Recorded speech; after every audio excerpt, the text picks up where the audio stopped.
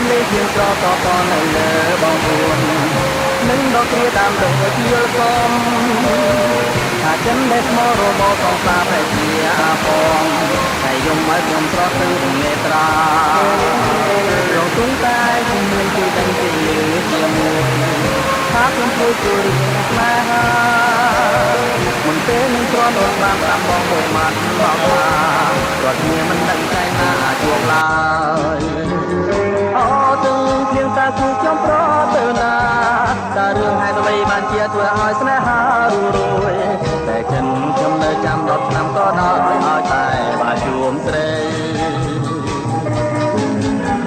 ធ្វើមិនទៅឥឡូវបើគេមានក្តីអាណិតគេក្រឡាចិត្តជាពីបែយើងអើយសូមនាងមេត្តាប្រាប់ខ្ញុំមួយម៉ាត់យ៉ាងខ្លីសោកខ្ញុំព្រៀនព្រមរីរេអរ៉ា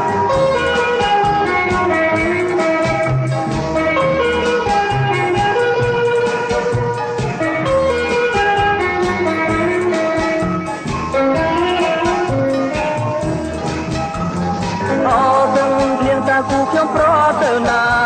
តើរឿងហេតុអ្វីបានជាធ្វើឲ្យស្នេហារួយតែចិនខ្ញុំនៅចាំ10ឆ្នាំក៏ដោយឲ្យតែមកជួបស្រីធ្វើមិនទៅឥឡូវបើគេគ្មានក្តីអាណិតគេក្រឡាចិត្តជាពីបែលៀងអើយសូមនាងមេត្តាប្រាប់ខ្ញុំមួយម៉ាត់យ៉ាងខ្លីសោកខ្ញុំព្រៀងព្រមរីរេអរ៉ាអូភ្លៀងស្រកនៅលើបងអួននាំឲ្យចិនគំគួយស្នេហាអូភ្លៀងស្រកនៅលើបងអួន